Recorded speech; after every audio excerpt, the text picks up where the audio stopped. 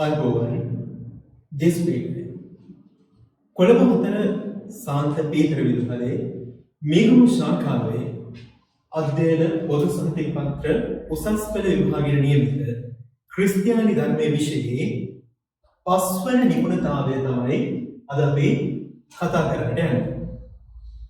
පස්වන නිපුණතාවය යටතේ කිතුණු ඉගැන්වීම් වලින් පරිපූර්ණ වී ස්වර්ග රාජ්‍යයේ පංගුකාරීත්වය ලබයි කියන නිපුණතාවය යටතේ අපි අවධානය යොමු කරන්නේ මතයතුමාගේ සුභාරංචිය හා පාවුලතුමාගේ ඉගැන්වීම් පිළිබඳව. ඉන්නද ප්‍රථමයෙන් අපි අවධානය යොමු කරනවා සුදු මතයතුමාගේ සුභාරංචියේ ක්‍රිස්තුස් වහන්සේගේ ඉගැන්වීම් පිළිබඳව. සුදු මතයතුමාගේ අරමුණ වන්නේ යුගයෙන් යුගයට ජුදෙව් ජනතාව බලාපොරොත්තුවෙන් සිටි විමුක්තිදායකයාණන් ජේසුස් වහන්සේ බව පෙන්වා දීම. තවද ජේසුස් වහන්සේ ඉදිරිපත් කරන්නේ නව මෝසෙස් මෙන් බලාපොරොත්තුවෙන් සිටි මෙසියානික ගුරුවරයාණන් ලෙස. මේ හේතුව නිසා මෙතුමා ක්‍රිස්තුස් වහන්සේගේ ඉගැන්වීම් ප්‍රධාන දේශනා පහකට එසේනම් පැරණි ගිවිසුමේ පංච පුස්තකයේ ආකෘතියට අනුකූලව ගොනු කර තිබෙනවා. සුදු මතයතුමාගේ සුභාරංචියට අනුව මෝසෙස්තුමා සීනායි කන්දේදී දුන් ව්‍යවස්ථාවේ මැදිහත් කරුවා වූසේ ජේසුස් වහන්සේ කන්දුඩ දේශනාවේදී අලුත් ව්‍යවස්ථාවක් ස්ථාපිත කළා. මෝසෙස්තුමාගේ 50 මෙන්ම ජේසුස් වහන්සේද ප්‍රතිපත්ති 8ක් ලබා දී තිබෙනවා. ජේසුස් වහන්සේගේ ඉගැන්වීම් කාර්යයට අනෙකුත් සිද්ධීන් වලට වඩා වැඩි තැනක් මතයතුමා ජේසුස් වහන්සේගේ ඉගැන්වීම් ඒක රාශී කොට ක්‍රමානුකූලව ඉදිරිපත් කර තිබෙනවා. අපි දන්නවා සුදු මතයතුමා කියලා කියන්නේ ජුදා ජාතිකේ රේගපොලේ සිටියදී තමයි ක්‍රිස්තුස් වහන්සේ මතයතුමාව අපොස්තලවරයෙක් විදිහට කැඳවුවේ. මතයතුමාගේ සුභාරංචියේ ලක්ෂණ අපි 4 වෙනි නිපුණතාවයට කතා කරා. මතයතුමා බොහෝ දුරට ජුදා සම්ප්‍රදායට ජුදාවාදීන්ට තමයි මේ සුභාරංචිය රචනා කර තිබෙන්නේ. තවද ජේසුස් වහන්සේ නව ව්‍යවස්ථාදායකයන් හා ඇඳුරුතුමා ලෙස ව්‍යවස්ථාව හා දිවසාවලිය සම්පූර්ණ කරන බවද මතෙව් සුභාරංචියේ 5 වන පරිච්ඡේදයේ 14 වගන්තිය මගින් පෙන්වු කර දෙනවා. සුදු මතෙව් සුභාරංචිය ඉදිරිපත් කරන දේශනා 5කට මෙසේ වෙන් කරන්න පුළුවන්. කන්දුල දේශනය මතෙව් සුභාරංචියේ 5 වන පරිච්ඡේදයේ සිට 7 වන පරිච්ඡේදය දක්වා, ධර්මදූත සේවය පිළිබඳ දේශනය මතෙව් සුභාරංචියේ 10 වන පරිච්ඡේදය, උපමා පිළිබඳ දේශනය මතයතුමාගේ සුභාරංචියේ 13 වන පරිච්ඡේදය, සුදු සභාව හා එහි අධිකාරීත්වය පිළිබඳ දේශනය මතයතුමාගේ සුභාරංචියේ 18 වන පරිච්ඡේදයනොත්, යුගාන්තය පිළිබඳ දේශනය සුභාරංචියේ 24 සිට 25 වන පරිච්ඡේදවල ඇතුළත් වෙනවා. ඉන්න අපි ප්‍රථමයෙන්ම අවධානය යොමු කරන්නේ කන්දුඩ දේශනය පිළිබඳව. මේ සෑම දේශනයක්ම අවසානයේ පැහැදිලි ඉගියක් මතයතුමා ඉදිරිපත් කර තිබෙනවා. කන්දුඩ දේශන අවසන් වෙනවා මතයතුමාගේ සුභාරංචිය 7 වෙනි පරිච්ඡේදයේ 28 වන වගන්තියේ. ඒ අවසන් කරන්නේ ක්‍රිස්තුස් වහන්සේ මේ වචන කියා නිම වූ කල්හි. 11 වන පරිච්ඡේදයේ පළවෙනි වගන්තියේ ධර්මදූත සේවය පිළිබඳව දේශනය සඳහා අවසන් කරන්නේ ක්‍රිස්තුස් වහන්සේ ශ්‍රී ශ්‍රාවකයන් 12 දෙනාට උපදෙස් දී නිම කළ පසු. උපමා පිළිබඳ දේශනය අවසන් කරන්නේ මතයතුමාගේ සුභාරංචියේ 13 වන පරිච්ඡේදයේ 53 වන වගන්තියේ ක්‍රිස්තුස් වහන්සේ මේ උපමා කියා නිම කළ පසු. සභාවේ අධිකාරීත්වය සුදු සභාව පිළිබඳව දේශනයේ මතයතුමා අවසන් කරන්නේ 19 වෙනි පරිච්ඡේදයේ පළවෙනි වගන්තියේ. තවද ක්‍රිස්තුස් වහන්සේ මේ වචන වදාරා නිම කොට. යුගාන්තය පිළිබඳ දේශනය අවසන් කරනවා මතෙව් සුභාරංචියේ 26 වෙනි පරිච්ඡේදයේ පළවෙනි වගන්තියේ තවද ක්‍රිස්තුස් වහන්සේ මේ සියල්ල වදාරා නිමකොට මේ ආකාරයේ සැලැස්ම මතේ සුභාරංචි අධ්‍යයනය කිරීමේදී අපිට දැක ගන්නට පුළුවන්.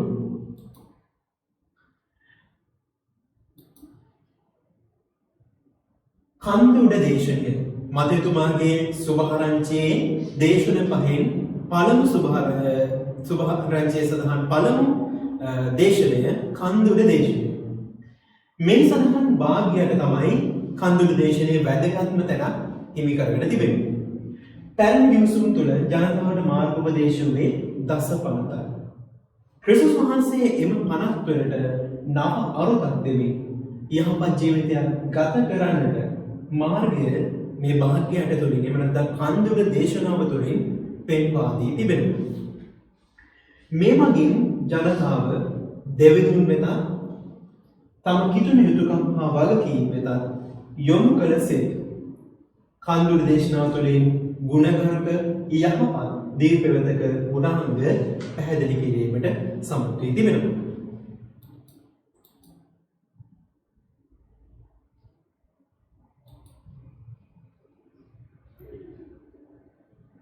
කන්දුඩ දේශනයේ මෙහි සරල විධාන අනතුරුවැඟීම්, හිතෝපදේශ, පරිවදන්, උපහැරණ හා අනාවැකි යන ආදී වලින් අලංකාර වී තිබෙනවා. මකාරියෝයි මෙන්න මේ වචනේ මතක තියාගන්න. මකාරියෝයි කියන ග්‍රීක වචනේ අරුත් තුනක් පැහැදිලි වෙනවා. ප්‍රීති ප්‍රමෝද වන්නෝ, භාග්‍යවන්තයෝ, ආශිර්වාද ලද්දෝ. මොකද මකාරියෝයි කියන ග්‍රීක වචනේ අර්ථයන් මකාරියෝයි කියන ග්‍රීක වචනේ අර්ථයන් තුනක් තිබෙනවා. ප්‍රීති ප්‍රමෝද වන්නෝ, භාග්‍යවන්තයෝ, ආශිර්වාද ලද්දෝ. මෙම මංගල වාක්‍යයේ ගැඹුරු ජීවන රටාවකට කැටි කරලා ඉදිරිපත් කර තිබෙනවා. භාග්‍යයට අනුව දිවි ගෙවීම තුළ ශුද්ධවන්ත මඟක පිවිසිය හැකි බව භාග්‍යයට තුළින් කිතුණු ජීවිතයේ කැඩපත නිරූපණය වෙන බවත් මතයතුමා ඉදිරිපත් කර තිබෙනවා. භාග්‍යයට පිළිබඳව අපි අවබෝධයක් ලබා ගනිමු. මතයතුමාගේ සුභාරංචියේ 5 වන පරිච්ඡේදයේ වැදගත් කොටස තමයි මේ භාග්‍යයට කියලා කියන්නේ. භාග්‍යයේ පළවෙනි භාගය තමයි බැගෑ සිතින් දෙව් සරණ පතන්න. බැගෑ සිතින් දෙව් සරණ පතන්නෝ භාග්‍යවන්තයෝය, මකාරියෝ. ඒකට හේතුව දක්වලා තියෙන එහෙම නැත්නම් ලැබෙන ප්‍රතිඵලය දක්වලා තියෙනවා ස්වර්ග රාජ්‍ය ඔවුන්ගේ කියලා. දෙවන භාගය තමයි ශෝකවන්නෝ භාග්‍යවන්තෝය, ඔහු සැනසීම ලබන්නේ. තුන්වෙනි භාගය විදිහට මතේ සුභාරංචිය සඳහන් වෙන්නේ නිහතමානී ගුණ ඇත්තෝ භාග්‍යවන්තෝය, ඔහු දේශය උරුම කරගන්නෝය. හතරවෙනි භාගය යුක්තියට සාපිපාස ඇත්තෝ භාග්‍යවන්තෝය, ඔහු තෘප්තිමත් වන්නෝය. පස්වන භාගය විදිහට අපිට සඳහන් කරන්න පුළුවන් දයාවන්තයෝ භාග්‍යවන්තෝය, ඔහු දයාව ලබන්නෝය. නිර්මල සිත් ඇත්තෝ භාග්‍යවන්තෝය, ඔහු දෙවියන් වහන්සේ දකින්නෝය යන 6 වන භාගයයි. සාමය ඇති කරන්නෝ භාග්‍යවන්තෝය, ඔහු දෙවියන් වහන්සේගේ පුත්‍රයයි කියනු ලබන්නෝය. 8 වන භාගය යුක්තිය උදෙසා පීඩා විඳින්නෝ භාග්‍යවන්තෝය, ස්වර්ග රාජ්‍ය ඔවුන්ගේය. දැන් මේ බලන්න මේ භාග්‍යයේ පැහැදිලිවම අපිට හඳුනා ගන්න පුළුවන් කොටසක් තමයි මේ බැගෑ සිටින් දෙව් සරණ පතන්නෝ භාග්‍යවන්තය, ස්වර්ග රාජ්‍ය ඔවුන්ගේය. ඒ වගේම අපිට අවසානයේ හම්බුණා යුක්තිය උදෙසා පීඩා විඳින්නෝ භාග්‍යවන්තෝය, ස්වර්ග රාජ්‍ය ඔවුන්ගේය.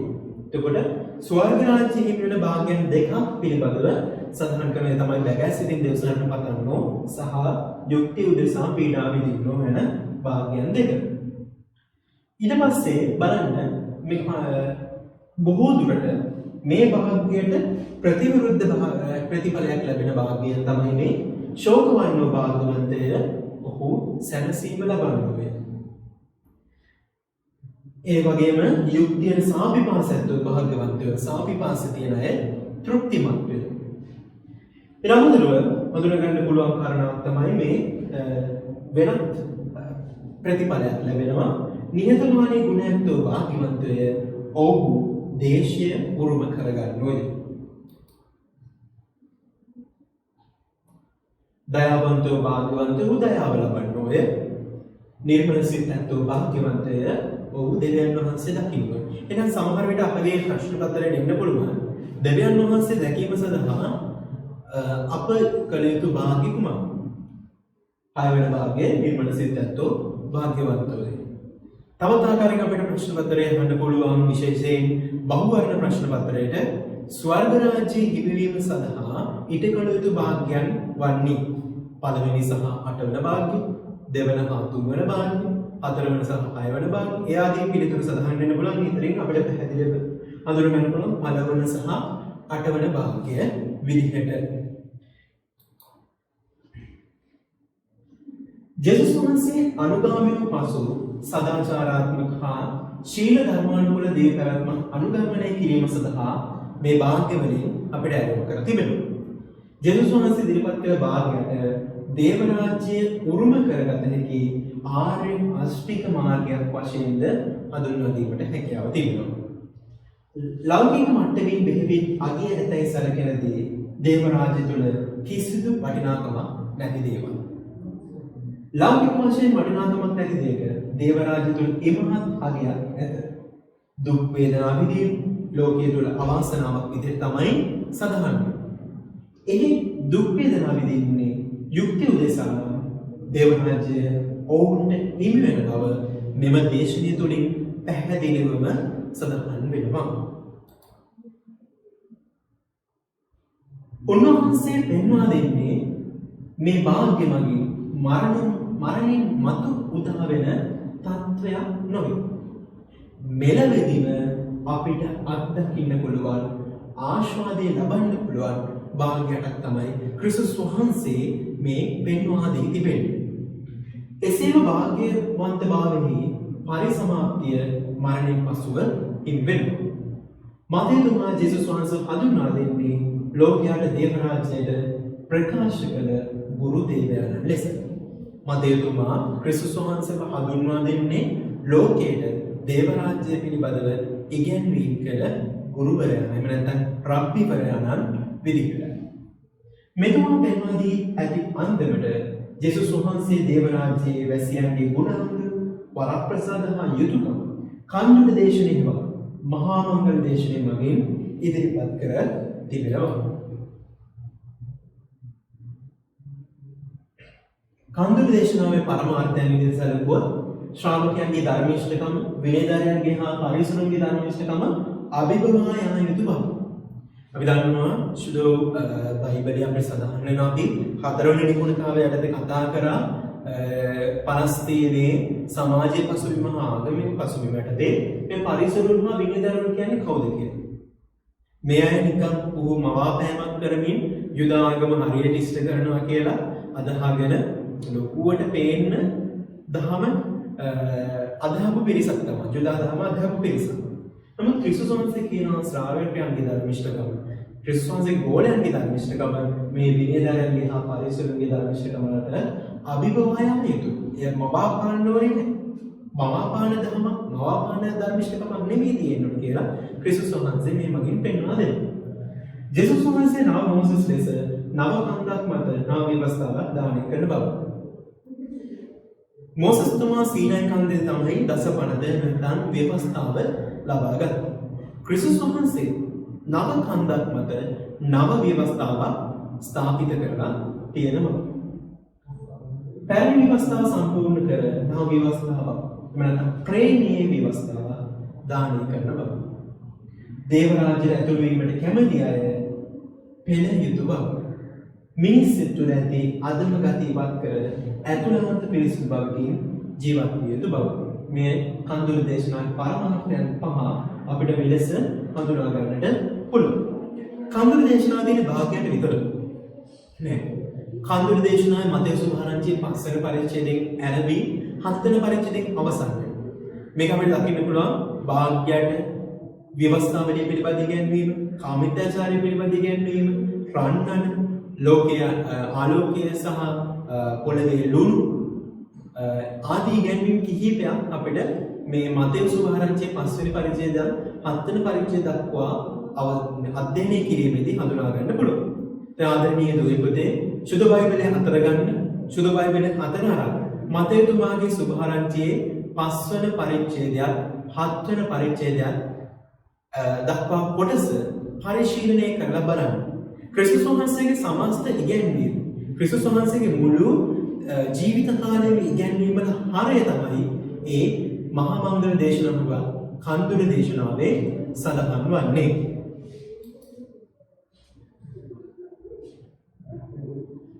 අපි ඊළඟට කතා කරන්නේ ධර්මදූත සේවය පිළිබඳ දේශනය. ධර්මදූත සේවය පිළිබඳ දේශනය මතෙව්තුමාගේ සුභාරංචියේ 10 වෙනි පරිච්ඡේදය සඳහන් වෙනවා. ක්‍රිස්තුස් වහන්සේ ශ්‍රාවකයන් 12 දෙනෙක් ඇඳුවා.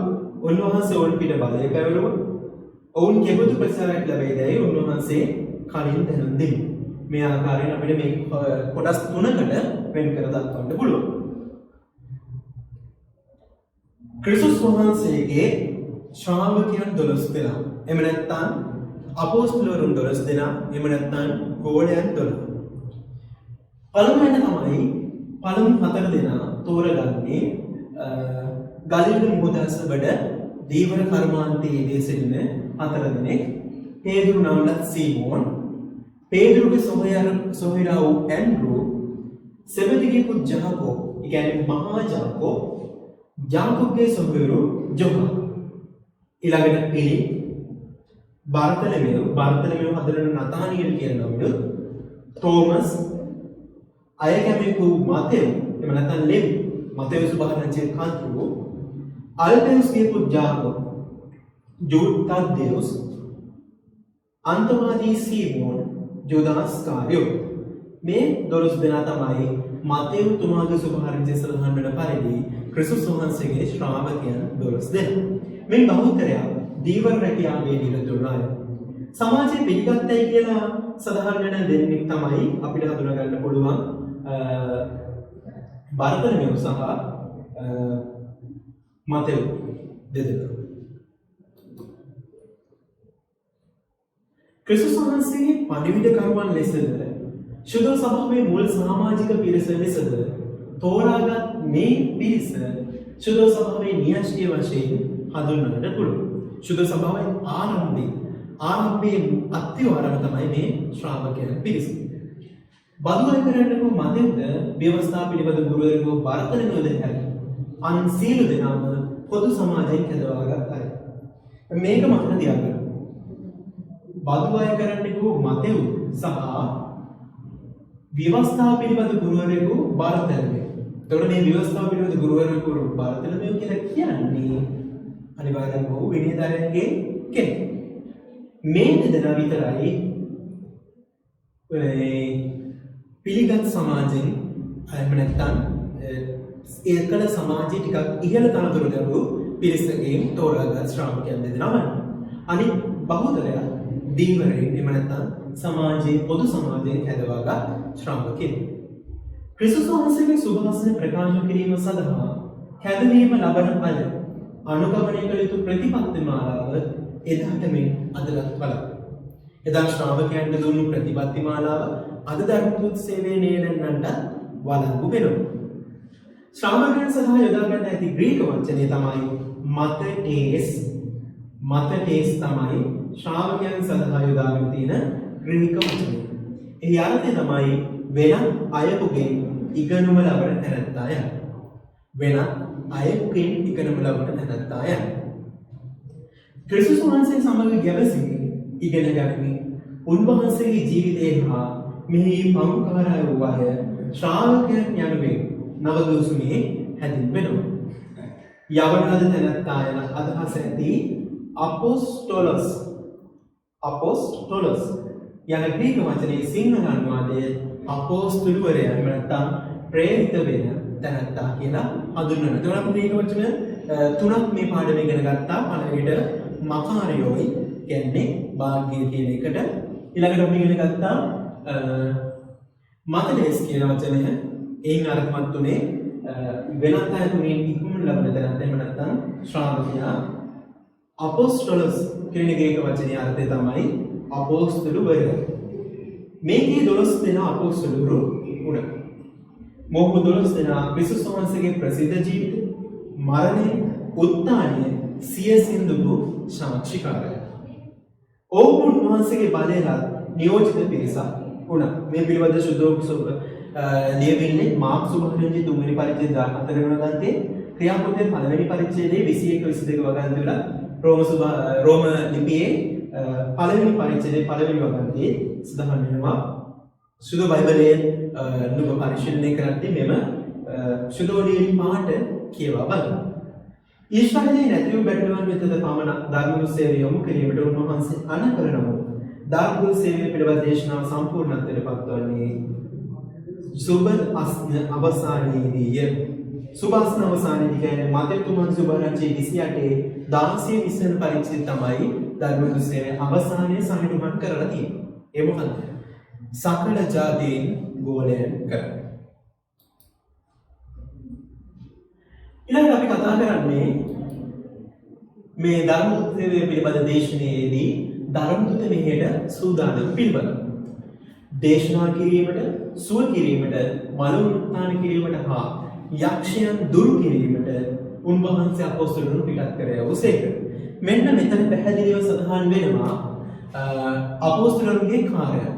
දේශනා කිරීම, සුව කිරීම, මලවුන් උත්ථාන කිරීම හා යක්ෂයන් දුරු කිරීම. දේවරාජ්‍ය පිළිබඳ සුභාරංචි පළමුව යුදේ ජනයා වෙත පමණ රැගෙන යා යුතුය. දෙවියන් වහන්සේ කෙරෙහි විශ්වාසයෙන් වැඩිපුර යම නොගෙන සැහැල්ලුවෙන් ගමන් කළ යුතුය. මන්ද ශ්‍රාවකයා දිව්‍ය සංරක්ෂණය මත තමයි යැපෙන්නේ. පාහවන මහලු අනවශ්‍ය දේවල් රැගෙන යන්න එපා කියලා ක්‍රිස්තුස් වහන්සේ මේ ධර්ම සේවයේ සූදානම්ෙදී අවවාද ලබා දෙනවා. දෙවියන් වහන්සේ තුළ යැපීමටයි ක්‍රිස්තුස් වහන්සේ ශ්‍රාවකයන්ට ආරාධනා කරන්නේ. ධර්ම සේවය සඳහා දෙදෙනෙකු බැගින් යා යුත්තේ සාක්ෂිකරුවන් වෙන සලකා යුතුය. මොකද එක්කෙනෙක්ගෙන් දෙහන්න නැති හින්දායි ඒකල ජුද ජනතාවට ධර්ම සේවය පිටත් කර යද්දී ධර්ම දෙදෙනෙකුට පිටත් වෙන්න කියලා ක්‍රිස්තුස් වහන්සේ කිව්වා. අල්පේච්ඡ ජීවිතය සරල පැවැත්මක් අත්‍යවශ්‍යයි. සාමය පණිවිඩකරුවන් වෙන අපොස්තලවරුන් ජනතාව අතරට යා යුත්තේ ඔවුන් වෙනුවෙන් පරිත්‍යාග වීමට, එනම් සේවයට. එනම් වගවලසුන් අතරට බැටළුවන් යවන්නා. ධර්ම සේවයේ කඩිනමින් ඉටු කළ යුතු බැවින් චාරිත්‍රානුකූල ආචාර කිරීමක් සඳහා කාලය ගත කිරීමට සුදුසු නැත. අදාළ දීපනාද ලැබුණට සේවයට සඳහා සේවකයාට වේතනය ලැබිය යුතුය. සාමය පැතීම ජුදෙව්වන්ගේ සාම්ප්‍රදායික ආචාර ක්‍රමයකි. සාමදාන සුබ පැතීම කළ පමණින් සාමය හා සුගතිය ඒ දෙනු ලැබුවන්ට අත්වය යන්නේ කළ පැවති ධර්මයෙන් විශ්වාසයෙන් මෙයින් අදහස් වේ. ජුදෙව්වන්ගේ අදටත් වර්තමානයේදී භාවිතා කරන සුබ පැතුම තමයි අපේ ආයුබෝවන් කියනවා වගේ ශාලෝම් කියන වචනේ. ශාලෝම් කියලා කියන්නේ සාමය වේව. ඒ අදහස් වෙන්නේ අතුලාන්ත සාමය. පාදවල දුපිල් කසදවීම දෙවියන් වහන්සේගේ සුභාරංචි පණවිඩය ප්‍රතික්ෂේප කරන වෙත වගකීම් පවරන බවට සලකුණා. සුභාසනයේ පණවිඩ කරුවා ඔහු නොපිළිගත් ඉවත් විය යුතුය. සොදොම් හා ගොමෝරා නගරේ වාසය කළ මිනිසුන්ගේ දුෂ්ටකම නිසා ඒවා විනාශ වී සුභාරංචි පණවිඩ නොපිළිගන්නා ගියරම ඊටත් වඩා දරුණු විය හැකියි. අද මේ දුව පුතේ මේ සොදොම් ගොමෝරා නගරයේ පිළිබඳ කතාව සුදෝ බයිබලයේ සඳහන් වෙන්නේ උත්පත්ති පොතේ. උත්පත්ති පොතේ ආබ්‍රහම් හා ලෝත්ගේ කතාවේදී ඒ මිනිසුන්ගේ දුෂ්ටකම් නිසා අහසින් ගෙන්දගම් වැසිලා මේ සොදොම් ගොමෝරා නගරය සම්පූර්ණයෙන්ම විනාශයට පත් කරන බව සුදෝ ලියවිල්ලේ සඳහන් වෙනවා. ක්‍රිස්තුස් වහන්සේ කියනවා මේ ක්‍රිස්තුස් වහන්සේගේ සුභාරංචි පණිවිඩය පිළි නොගන්න අයගේ ඉරණම මීටත් වඩා දරුණු විය හැකි බව. පැමිණෙන්නට ඇති දුක් පීඩාවන් සම්බන්ධ කරුණු. ශ්‍රාවකයන්ට පැවරී ඇති මෙහෙය ලෙහෙසි පහසු කාර්යයක් නොවේ. ශාරීරික පමණක් නොව නෛතික බලපෑම් වලටද ඔවුන්ට ලක් වීමට සිදු වෙනවා.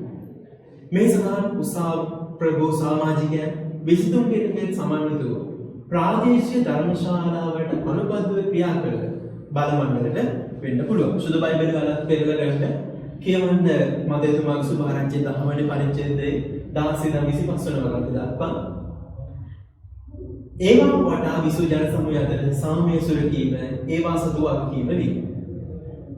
ආධ්‍යාත්මික උඩගමට හා අහංකාරකමට විරුද්ධව කෙරෙන අනතුරු ඇඟවීමක්. බෙල්සෙබුල් යක්ෂයන්ගේ අධිපතිය. ක්‍රිස්තුස් වහන්සේට බෙල්සෙබුල් යයි කියත් නම් ශ්‍රාවකයන්ට ඊටත් වඩා යමක් කියවද. සමහර අය කිව්වා මේ ක්‍රිස්තුස් වහන්සේ මේ යක්ෂයන් දුරු කරන්නේ බෙල්සෙබුල්ගේ බලයෙන්. තමයි ක්‍රිස්තුස් වහන්සේ කියනවා. යක්ෂයන්ට පුළුවන්ද යක්ෂයාටම විරුද්ධව. ශ්‍රාවකත්වයේ ස්වභාවය හා අභියෝග පිළිබඳව. කුරුල්ලෙක වටිනාකම එකල වෙළඳ පොලේ අඩු වූ මිල. තුට්ටුව එවකට බාධා වූ රෝග තබකක්සිය. ඒ යගේ ඉනාර නමින් හඳුන්වන ලැබූ කාසීන් 10න් පමණ. මම මිහිපිට සාමේදන පිළිසාමියයි නොසිතන්ද. මේ පදය මීකා දිවසරයාගේ පොතේ 7 වෙනි පරිච්ඡේදයේ 6 වෙනි වගන්තියේ සඳහන් පදයක්. මේ ක්‍රිස්තුස් වහන්සේ උපට ආරම්භ කරනවා මෙම ස්ථානයේදී. ක්‍රිස්තුස් වහන්සේ කෙරෙහි විශ්වාසය ලබා ඇති අනුගාමිකී සිය පවුලේ නොහදන සමාජිකයන්ගේ අතින් පවා හිංසා පීඩාවට පත්වන බව උන්වහන්සේගේ අවසුන. ක්‍රිස්තුස් වහන්සේට ප්‍රේම කිරීම කිතුණන්ගේ ජීවිතයේ ප්‍රමුඛත්වයක් කරගත යුතු බවත් දේව කැමැත්ත සෙවීමෙන් ක්‍රියාවට නැගීමෙන් ඒ බව විද්‍යාමාන වෙනවා. මතයතුමාගේ සුභාරංචියේ 10 වෙනි පරිච්ඡේදයේ 38 ඉඳන් 39 වෙනි වගන්තිවල සඳහන් කරන්නේ පුරුෂය නොවරුන් විසින් වරදකරුවන්ට මරණ දඬුවම දීම සඳහා යොදාගත් හිංසාකාරී වද ක්‍රම. මරණ දඬුවම වල තැනැත්තා තම පුරුෂයෝ හෝ එහි හරස් දණ්ඩ කරපිට උසුලාගෙන මරණයට පත් කරන ලැබූ ස්ථානය කරා යා යුතුය. ක්‍රිස්තුස් වහන්සේ මේ රූපකයක් මගේ තමන්ගේ අනුගාමිකින්ට කියනවා මරණයට මුහුණ දීම සඳහා සූදානම් කරන්නේ. ක්‍රිස්තුස් වහන්සේ රූපකයක් මගින් තම අනුගාමිකින්ට කියනවා තම ගමනසා කුරුසිය දරා මා අනුව එන්න කියලා.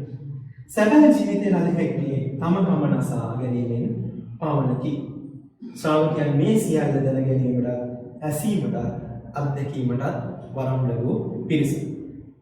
ක්‍රිස්තුස් වහන්සේ ඕන් පිටත් කර හරින්නේ ඉගැන්වීමට, සුව කිරීමට, අශුද්ධත්ම දුරු කිරීමට. එසේනම් ධර්ම දුත සේවය සඳහා පිටත් කර යන්නේ මෙසියානික වචන හා ක්‍රියාවේ තීව්‍ර කිරීමක් ලෙස සඳහන් කරන්නට පුළුවන්. ආදරණීය දුවේ පුතේ අද අපි කතා කරේ මතයතුමාගේ සුභාරංචි දේශනා 5න් පළමුවන කොටස වන කන්ද උඩ දේශනා පිළිබඳව ධර්මදුත මෙහෙය සඳහා සූදානම්. එහෙම නැත්නම් ධර්මදුත මෙහෙය පිළිබඳ දේශනයක් අපි සාකච්ඡාවට බඳුන් කරා. දින ආදරණීය දුවේ පුතේ අපි නැවත හමු වෙමු. උපමා පිළිබඳ දේශනය, සුදු සභාවේ අධිකාරීත්වය පිළිබඳ දේශනය සහ යුගාන්තය පිළිබඳ දේශනය සමගින් අපි නැවත හමු වෙමු ඊළඟ පාඩමේ. ඔබ සැමට ජෙසුස් පීඨයි.